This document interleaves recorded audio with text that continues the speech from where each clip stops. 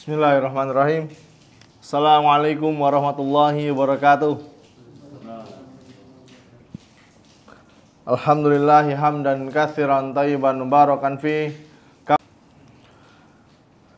Asyhadu an la ilaha illallah wahdahu la syarikalah wa asyhadu anna Muhammadan abduhu wa rasuluhu la nabiyya wa rasula ba'da.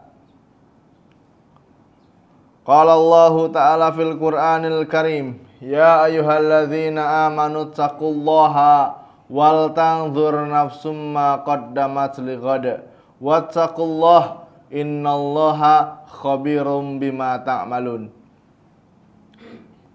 Amma ba'du fa inna asdaqal hadisi kitabullah wa khairal hadi hadiyu Muhammadin sallallahu alaihi wasallam wa syarrul umuri muhdatsatuha fa inna kulla muhdatsatin bid'ah. Bapak-bapak dan ibu-ibu yang semoga senantiasa dirahmati oleh Allah Subhanahu wa taala. Kita bersyukur atas segala kemudahan, nikmat, fasilitas yang telah Allah Subhanahu wa taala berikan kepada kita,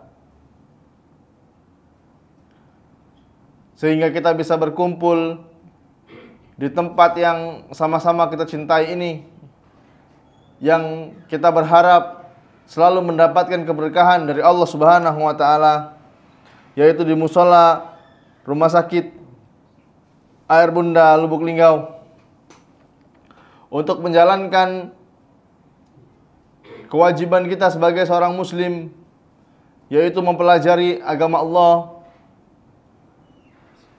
seperti yang disabdakan oleh Nabinya Muhammad sallallahu alaihi wasallam. Talabul ilmi faridatun ala kulli muslim. Menuntut ilmu itu hukumnya wajib bagi setiap muslim. Dan ini adalah sebuah nikmat yang besar yang Allah berikan kepada kita apabila kita bisa memahami agama Islam ini dengan benar. Karena Nabi Muhammad sallallahu alaihi wasallam, beliau pernah bersabda, "Man yuridillahu bihi khairan yufaqihu fid din." Barang siapa yang Allah mudahkan, yang Allah inginkan kebaikan darinya, yufaqihu fid din, maka Allah akan pahamkan dia dengan ilmu agama. Dan salawat serta salam semoga selalu tercurahkan kepada junjungan kita, suri tauladan kita, Nabi Muhammad sallallahu alaihi wasallam. Karena melalui tangan beliau yang mulia, yang suci, kita bisa merasakan nikmatnya beragama.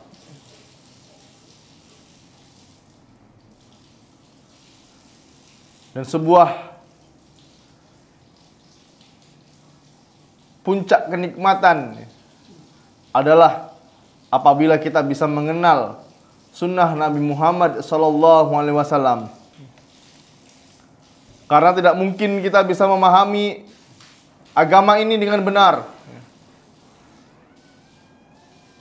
kalau tidak memahami sunnah Nabi kita sallallahu alaihi wasallam. Kenapa harus memahami sunnah? Karena sunnah adalah pelengkap dari Al-Quran. Tidak mungkin seseorang itu memahami Al-Quran tanpa bisa melihat hadis-hadis Nabi Muhammad SAW. Karena sunnah itu merupakan pelengkap dari Al-Quranul Karim yang diturunkan oleh Allah Subhanahu wa taala. Dan alhamdulillah, atas kemudahan dari Allah Subhanahu wa taala, kita bisa melanjutkan pembahasan kita tentang Kitab Tauhid, sebuah kitab yang ditulis oleh Syekh Muhammad At-Tamimi rahimahullahu taala.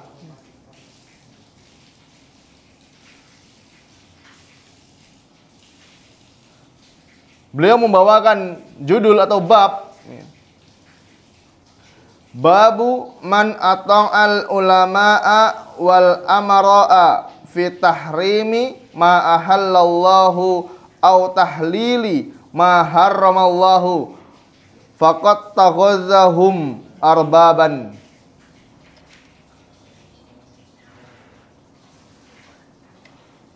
Sebuah kitab, sebuah judul ya, yang dibawakan oleh Syekh Muhammad Tamimi. Mentaati ulama dan umara, pemerintah, dalam pengharaman yang halal dan penghalalan yang haram. Nah, kita ringkas judulnya apa tadi? Mentaati pemerintah dalam hal yang ma'ruf, yang baik.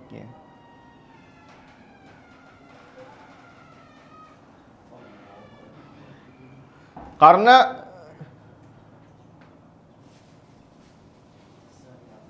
kita Ahlus Sunnah wal Jamaah, jazakallahu khairan, wajib hukumnya taat kepada pemimpin kaum muslimin selama mereka tidak memerintahkan untuk berbuat kemaksiatan. Ini akidah atau prinsip Ahlus Sunnah itu taat kepada pemimpin kaum muslimin selama mereka tidak memerintahkan untuk berbuat kemaksiatan. Terus siapa yang disebut dengan pemimpin di sini? Nah, ini. Karena ada sebagian kaum muslimin ini atau banyak pemahaman tentang siapa yang disebut pemimpin. Akhirnya apa? Mereka bikin firqah sendiri, bikin kelompok sendiri, membayat satu orang yang mereka anggap itu pemimpin. Dan ini kurang pas ya. Yang model seperti ini kurang pas ya.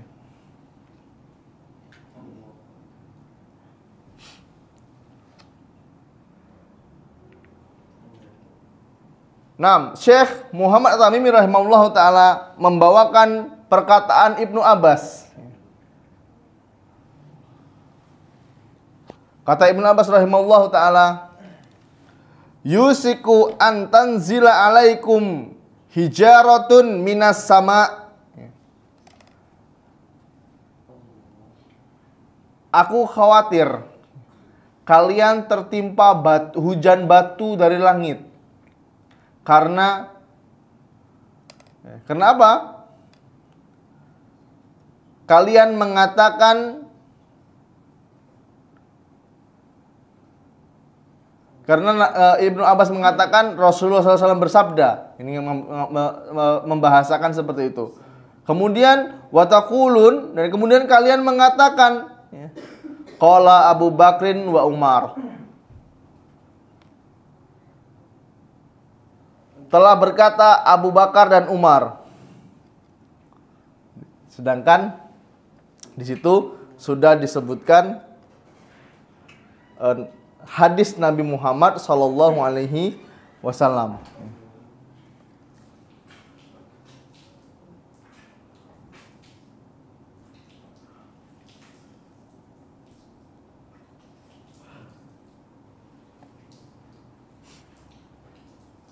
Jadi maksudnya Ibnu Abbas adalah ketika sudah datang sebuah hadis, maka wajib bagi kita untuk memegang atau berpedoman dengan hadis tersebut. Perkataan para sahabat itu ditinggalkan.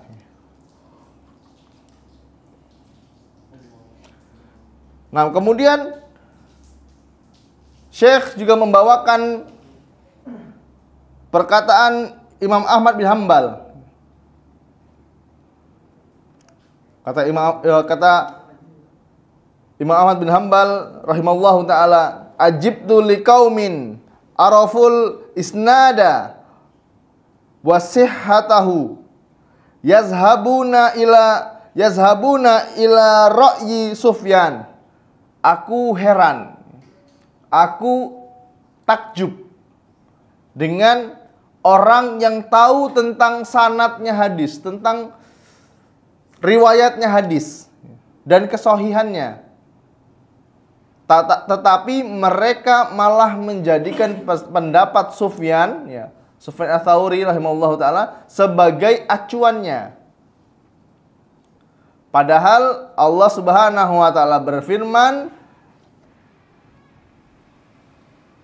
dalam surat An-Nur ayat yang ke-63, "Falyahziril ladzina yukhalifuna an amrihi an tusibahum fitnatun aw yusibahum azabun alim." Kata Allah Subhanahu wa taala, maka hendaklah orang-orang yang menyalahi perintahnya takut akan ditimpa fitnah atau ditimpa siksa yang pedih.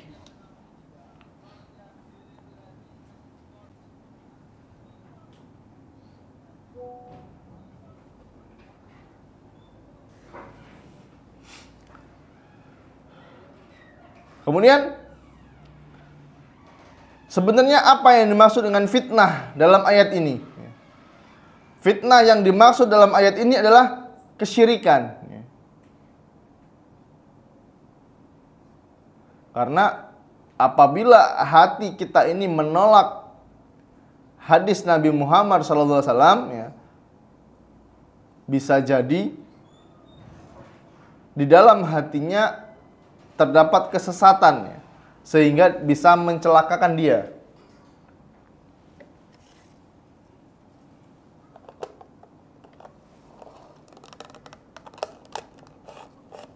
Bismillah.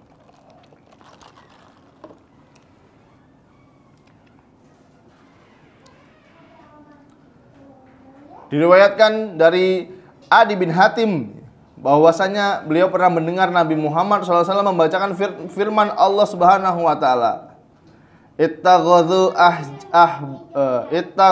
ahbarahum wa zuhbanahum arbabam min dunillah. Ya, mereka menjadikan orang-orang alim dan rahib-rahib mereka, ya, sebagai tuhan-tuhan selain Allah.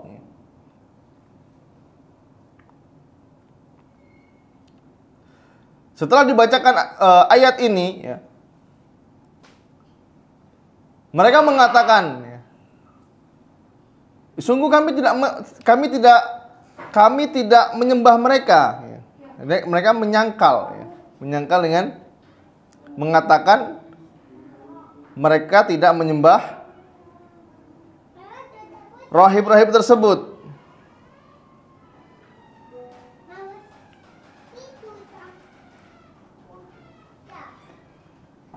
Kemudian Nabi Muhammad SAW bersabda,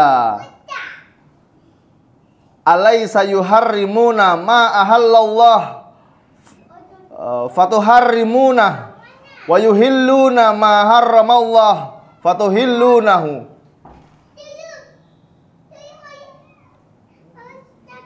Tidaklah mereka mengharamkan apa yang telah Allah halalkan, lalu kalian pun mengharamkannya.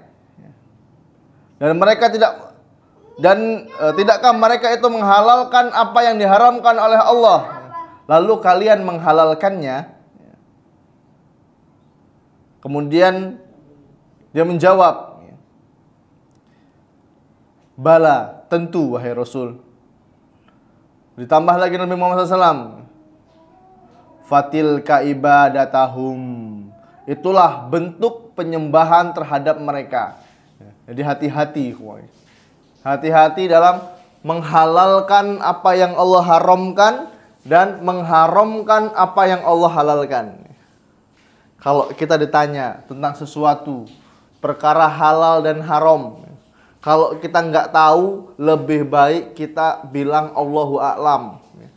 Jangan sampai kita mengatakan apa yang kita tidak berilmu dengannya. Kalau menurut saya ya halal, padahal haram. Ustaz, apa hukumnya Ustaz?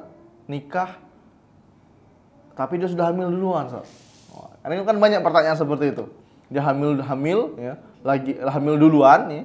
Belum nikah, belum akad, hamil. Kemudian tanya sama dia nikah. Apa hukumnya? Oh, ya enggak apa-apa, yang penting sudah akad. Padahal enggak boleh. Ini bahaya ikhwan ya. Bisa menghalalkan apa yang Allah haramkan. 6. Kita kembali pada perkara ulil amri tadi.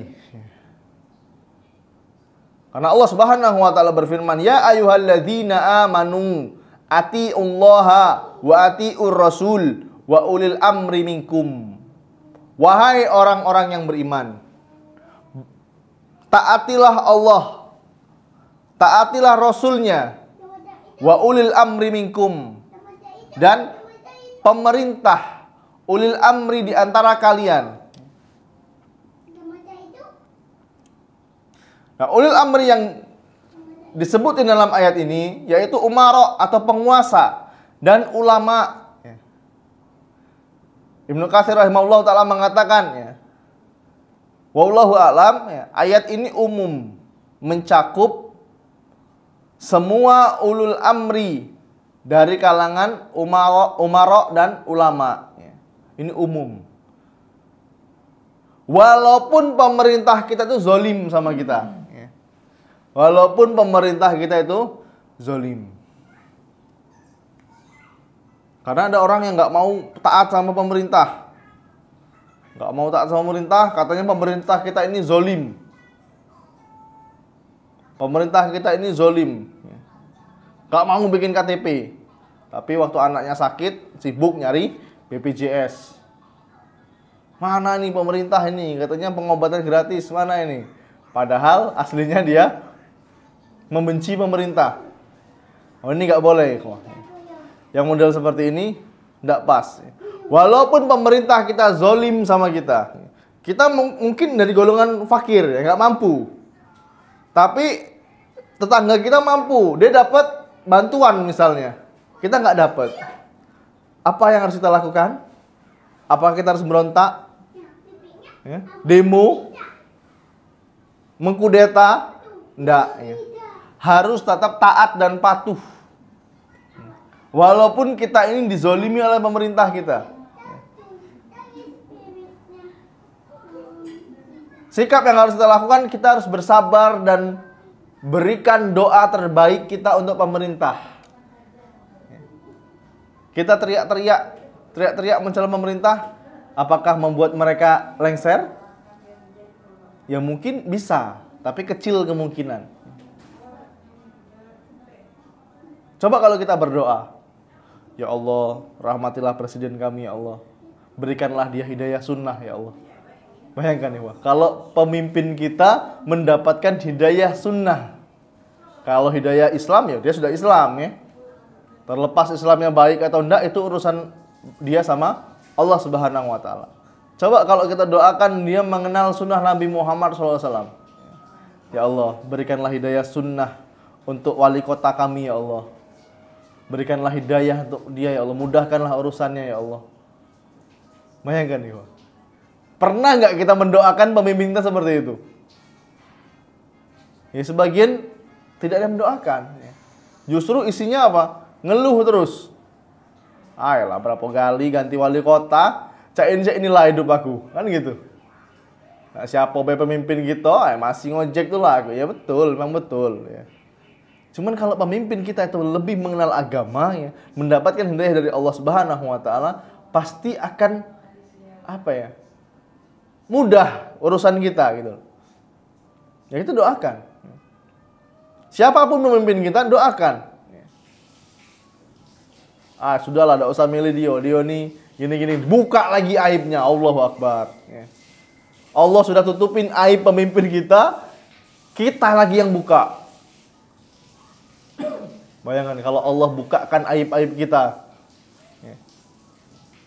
di akhirat nanti. Nabi Muhammad SAW sudah bersabda, "Wa man satara musliman satarallahu fid dunya wal akhirah." Barang siapa yang menutupi aib seorang muslim, maka Allah akan tutupi aibnya di akhirat. Ini bukan lagi seorang muslim, pemimpin kita dibuka aibnya, dikorek-korek kesalahannya. Wah, ini kurang pas. Terus gimana kalau pemimpin kita zolim? Pemimpin kita sudah apa ya? Ya zolim ya, zolim pada kita. ya tetap kita harus taat. Bagaimana caranya agar kita selamat dari kezalimannya? Yang pertama, kita harus bertaubat. Bertaubat kepada Allah Subhanahu wa taala. Kemudian yang kedua, kita terus belajar tentang akidah. Kita dulu yang belajar. Belajar tentang akidah. Kemudian kita mendidik diri kita dari keluarga di atas Islam yang benar.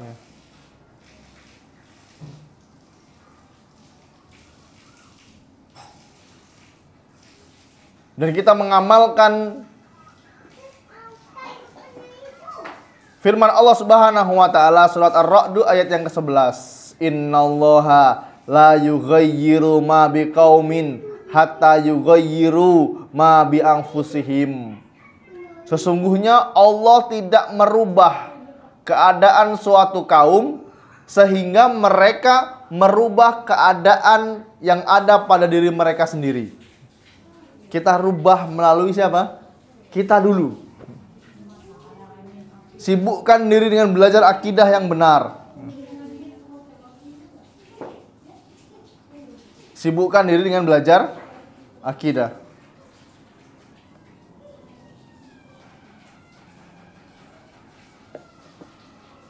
Agar Allah rubah keadaan kita. Yang tadinya dizolimin, kita merasa dizolimin oleh pemerintah, ya Allah mudahkan.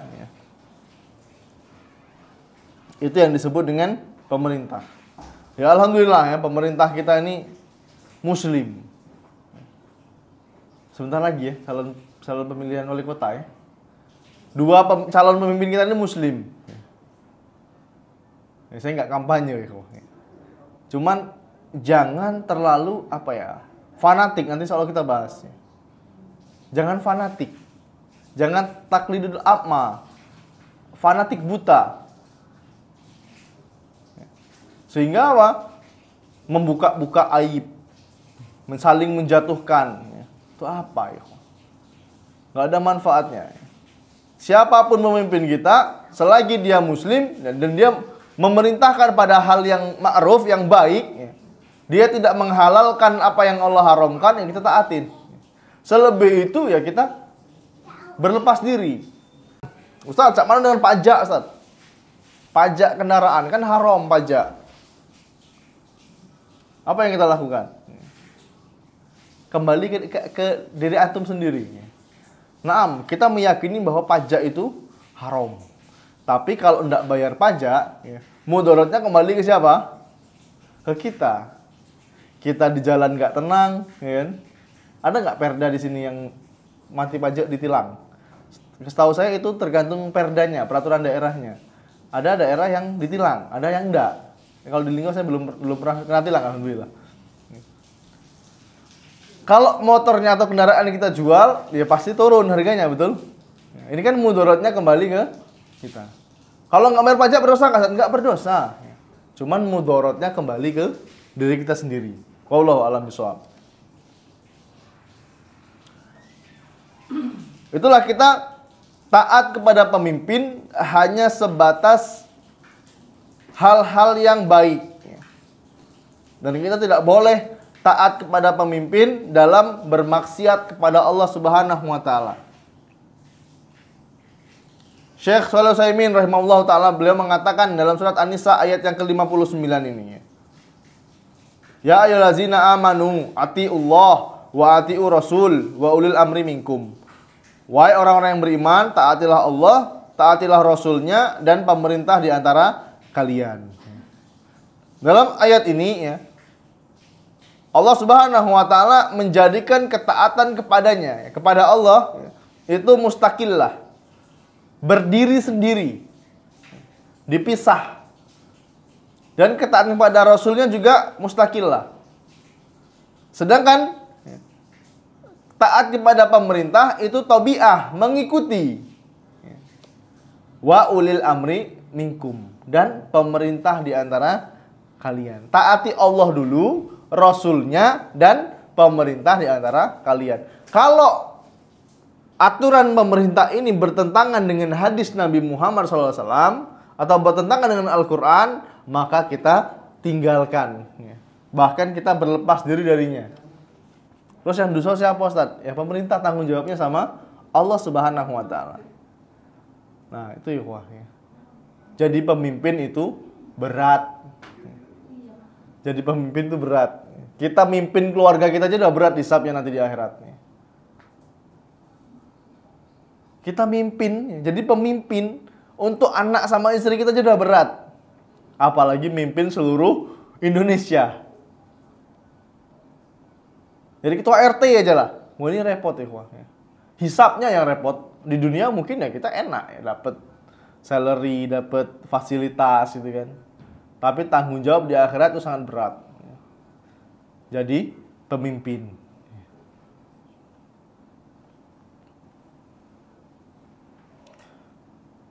Oleh sebab itu Allah Subhanahu wa Ta'ala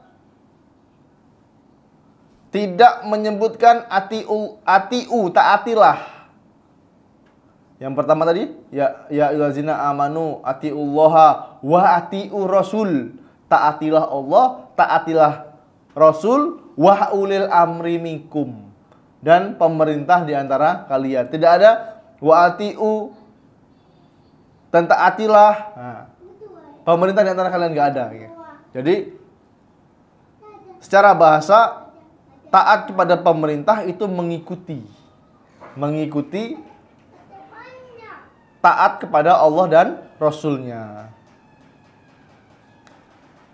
Nabi Muhammad SAW, beliau pernah bersabda, innamat ta'atu fil ma'rufin. Ketaatan itu hanya ada pada hal-hal yang ma'ruf, bukan hal-hal yang maksiat.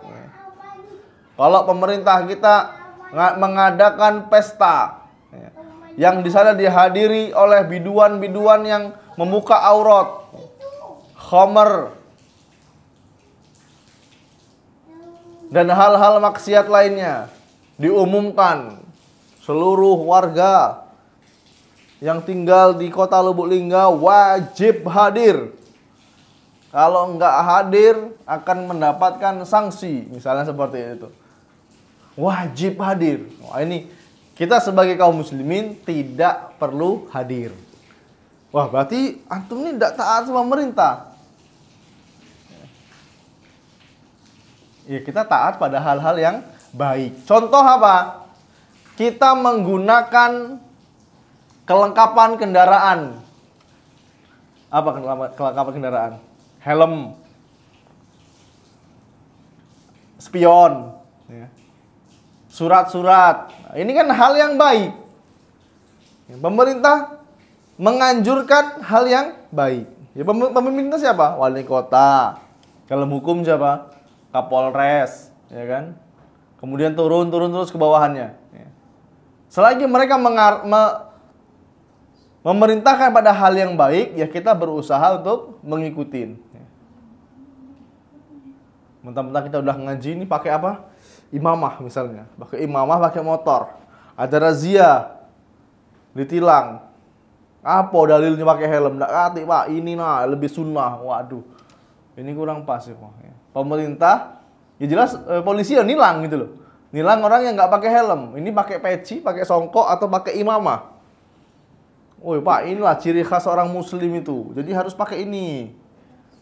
Ini helm tuh Pak, kalau kena aspal pecah. Ini Pak, kalau kena aspal tidak pecah. Nah, ini kurang pas dalilnya. Sedangkan pemerintah itu mengarahkan pada hal yang baik.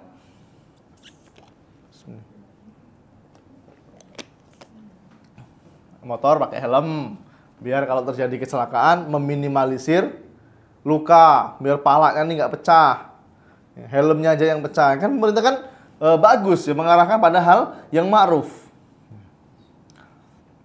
Nah, kemudian wajib bagi kita untuk berpegang teguh dengan Al-Quran dan hadis Nabi Muhammad SAW. Dan tidak boleh taklid buta, fanatik kepada imam misalnya, fanatik kepada ulama-ulama tertentu, pada ustadz-ustadz tertentu. Wah, ngapa kau antum melakukan ini? Wah, kata ustadz fulan boleh. Afan itu enggak boleh Aida aku nak berpegang sama ustadz itulah. Kata ustadz fulan ini boleh, halal ini. Padahal ustadz juga manusia. Bisa salah juga bisa benar. Karena salah satu ciri firqatun najiyah. Firqatun najiyah itu ikhwah, salah satu nama-nama ahlu sunnah. Ya kita ini ahlu sunnah. Jadi banyak, ada beberapa ya, ada 7 kalau nggak salah apa 11 lupa. Nama-nama ahlu sunnah. Firqatun najiyah, kemudian al-ghuraba, ahlu sunnah wal jamaah. Ini contoh nama-nama ahlu sunnah. Firqatun najiyah atau golongan yang selamat itu adalah kembali kepada Al-Quran dan Sunnah. Kalau al-ghuraba itu orang yang terasing. Orang yang terasing. Jangan mengasingkan diri, nggak boleh. Karena ada sebagian kaum muslimin ini salah mengartikan al-ghuraba. Dia mengatakan yang namanya al-ghuraba ini ya kayak kita ini ya, mengasingkan diri, nggak mau berbaur sama masyarakat. Nggak mau kumpul-kumpul sama masyarakat, rewang nggak mau.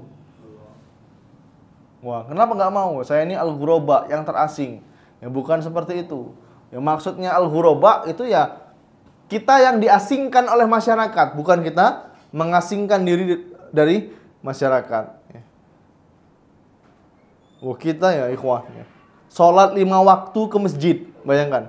Sholat 5 waktu ke masjid, kalau di kampung-kampung itu dianggap orang yang alim, orang yang solih. Wah, bolehlah kalau di soleh nian, kalau 5 waktu ke masjid. Padahal itu adalah kewajiban seorang muslim. Ini saking asingnya Islam, ikhwah. Wanita pakai jilbab besar ini dianggap solihanian, dianggap ustazah. Padahal ini adalah kewajiban bagi seorang muslimah, gitu loh. Sehingga apa? Dia dianggap asing di masyarakat. Ini yang disebut dengan al-ghuraba. Sedangkan salah satu ciri firqatun najiyah atau golongan yang selamat itu mengembalikan segala urusan kepada Al-Quran dan hadis Nabi Muhammad SAW. Kalau ada perselisihan, ya, kita tanya sama orang yang berilmu. Kalau ada perselisihan, kenapa harus tanya pada orang yang berilmu? Kembalikan kepada Al-Quran dan Sunnah. Karena Allah Subhanahu wa taala berfirman, fa in tanaza'tum fi syai'in farudduhu ilallahi wa rasulih in kuntum tu'minuna billahi wal yaumil akhir zalika khairu wa ahsanu ta'wila. Kemudian jika kamu berlainan pendapat tentang sesuatu, maka kembalikanlah dia kepada Al-Quran dan Sunnah Nabi Muhammad SAW. Jika kamu benar-benar beriman kepada Allah dan hari akhir, zalika khairu wa ahsanu ta'wila. Yang demikian itu lebih utama bagimu dan lebih baik akibatnya.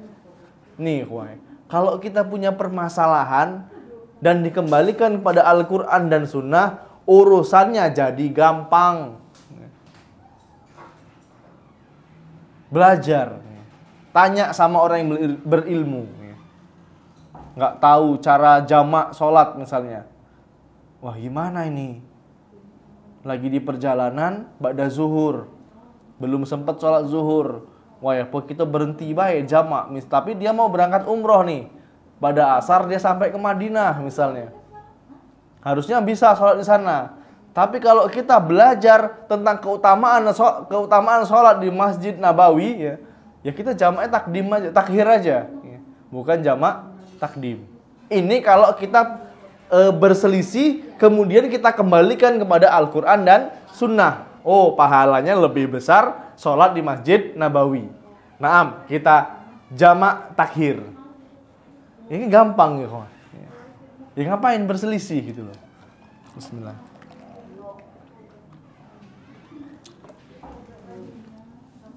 Dan kita mendahulukan firman Allah Subhanahu wa taala dan hadis Nabi Muhammad SAW atas ucapan siapa saja. Siapapun yang ngomong kalau bertentangan dengan Al-Qur'an dan Sunnah, tinggalkan. Sebagus apapun retorika dia, kalau berseberangan dengan Al-Qur'an dan Sunnah, maka kita tinggalkan. Allah Subhanahu wa taala berfirman, "Ya ayyuhalladzina amanu la tuqaddimu baina yadayillahi wa rasulih wattaqullaha innallaha samiun alim." Wahai orang-orang yang beriman, janganlah kamu mendahului Allah dan Rasul-Nya. Wattaqullah, bertakwalah kalian kepada Allah. Innallaha samiun alim. Sesungguhnya Allah itu zat yang maha mendengar lagi maha mengetahui. Ikhwan fillah azanallahu wa iyyakum. Kita perihal ilmu ya, dalam beragama. Kita menghormati, kita memuliakan para imam mazhab. Tapi kita tidak boleh fanatik mazhab Syafi'i. Kita berpegang pada mazhab Syafi'i. Ada orang yang pegang mazhab Hambali. Nggak boleh kita serta-merta langsung menyalahkan ibadah dia. Wah, ini mulai nih bid'ah ini kayaknya. Bukan apa ya? Kalau kita belum berilmu, nggak boleh kita langsung menjas orang seperti itu. Kita mengatakan ini perkara baru, kita harus belajar dulu, ikhwah. Ada orang yang i'tidal. Setelah ruku, sami Allahu liman hamidah. Ada orang yang seperti ini, betul? Ya, ada yang segini kan? Ada yang gini, ada yang gini. Tiba-tiba orang, wah ini perkara baru ini. Perkara baru katanya. Padahal ini juga diajarkan oleh Nabi Muhammad SAW. Wih, kalau ini pakai sejadah, bid'ah pakai sejadah ini. Loh kok bid'ah? Ya. Karena Nabi di zaman Nabi nggak ada sejadah. Bisa jadi perkara baru karena apa? Kalau dia beranggapan ya, sejadah ini wajib. Sholat kalau nggak pakai sejadah nggak sah sholatnya. Maka ini jadi perkara baru. Bisa dipahami ya? Kita nggak boleh taklid, fanatik kepada ulama. Karena sikap fanatik ini sikap yang tercela ya, kawan. Dan para imam, ya, imam mazhab, tidak ada seorang pun dari mereka yang memperbolehkan fanatik terhadap mereka sendiri. Bahkan dari mereka banyak yang menganjurkan untuk berpegang teguh dengan sunnah dan dengan Al-Quran dan sunnah Nabi Muhammad SAW. Karena mereka menyadari mereka itu adalah manusia biasa, bisa salah, bisa benar. Nabi Muhammad SAW mengatakan kullu Bani Adam khata'un wa khair khata'ina tawabun. Seluruh anak Adam itu semuanya pernah melakukan kesalahan, berdosa semua. Wa khairu khata'ina tawabun. Dan sebaik-baiknya pendosa itu yang bertobat.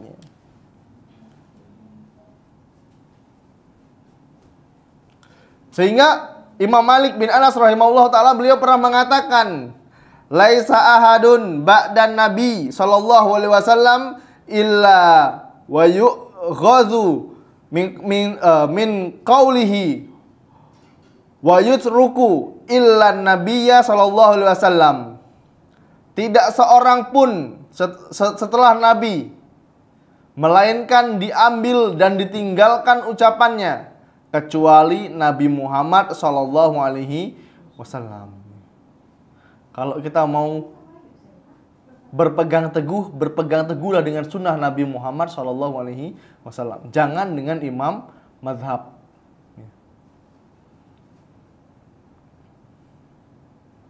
Karena yang kita bahas adalah tentang taat kepada pemerintah.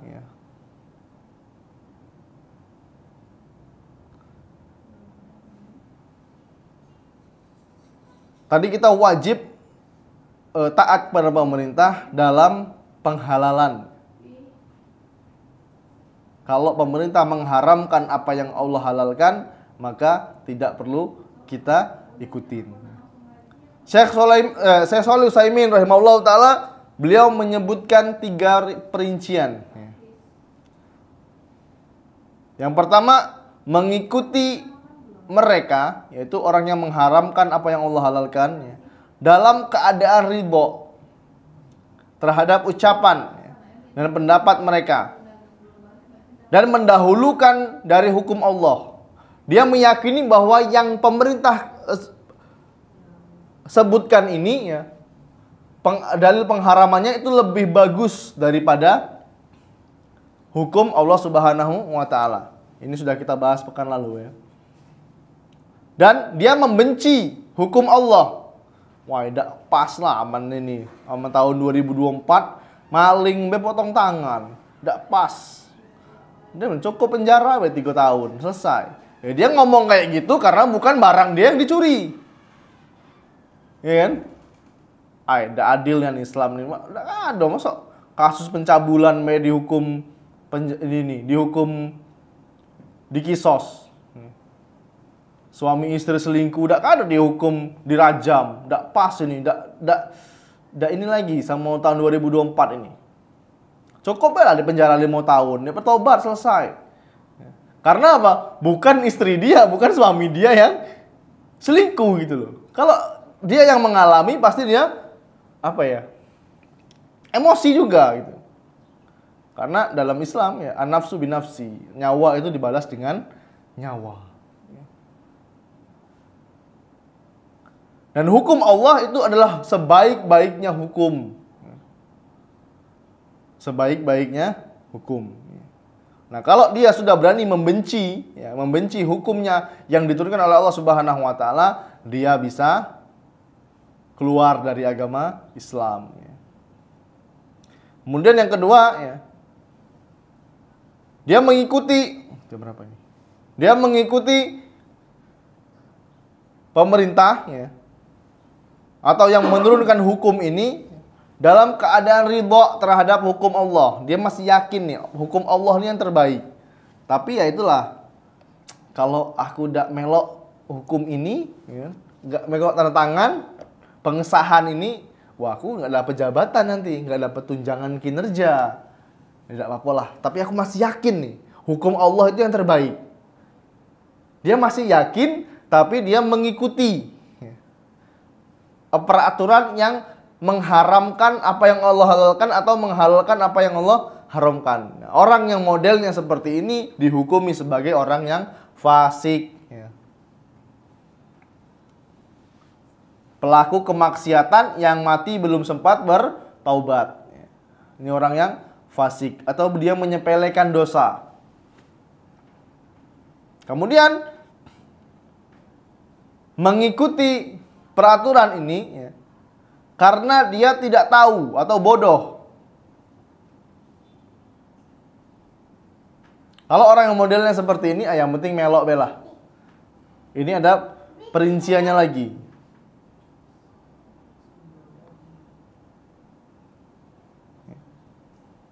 Kalau dia memang benar-benar tidak tahu, maka ya jelas ini uzur ya. Dan dia wajib bertanya kepada ahlul ilmi ya, ketika dia benar-benar tidak mengetahui suatu hukum.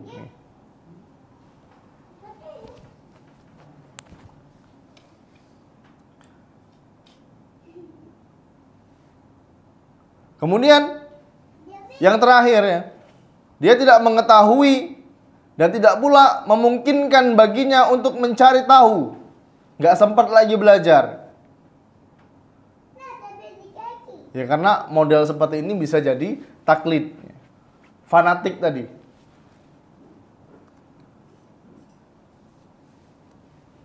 Ini model seperti ini ya bisa diberi uzur. Ya karena dia tidak tahu, ya, masih polos, ya, disuruh mengikuti. Tetap wajib bagi kita untuk mencari kebenaran. Ikhwan fillah wa iyyakum. Kesimpulannya, yang terakhir, apa hubungannya mentaati pemerintah dengan kitab tauhid? Kan gitu. Kenapa kok dibahas tentang pemerintah dalam bab tauhid? Karena termasuk bagian dari tauhid, kita meyakini hanya Allah Subhanahu wa taala yang berhak menghalalkan sesuatu dan mengharamkan. Siapa saja yang mengikuti ucapan atau pendapat manusia dalam hal mengharamkan sesuatu yang telah dihalalkan oleh Allah Subhanahu wa taala atau sebaliknya sama dengan dia mempersekutukan Allah. Ini hati-hati, dalam hal halal haram ini kita harus berhati-hati. Jangan mudah berfatwa. Kalau menurut aku ini halal, kalau menurut aku ini saya udah pas, jadi ini haram ini. Jadi dia menghalalkan apa yang Allah haramkan dan mengharamkan apa yang Allah halalkan. Wallahu a'lam bishawab ya. Sementara itu dulu dapat saya sampaikan. Kurang lebihnya saya mohon maaf dan kepada Allah saya mohon ampun. Jika ada kebaikan itu datangnya dari Allah, jika ada kesalahan itu datangnya dari saya pribadi dan bisikan syaitan yang terkutuk. Allah dan Rasulnya terbebas dari kesalahan tersebut. Kami akhiri dengan doa kafaratul majelis. Subhanakallahumma wa bihamdika asyhadu alla ilaha illa anta astaghfiruka wa atubu ilaih. Assalamualaikum warahmatullahi wabarakatuh.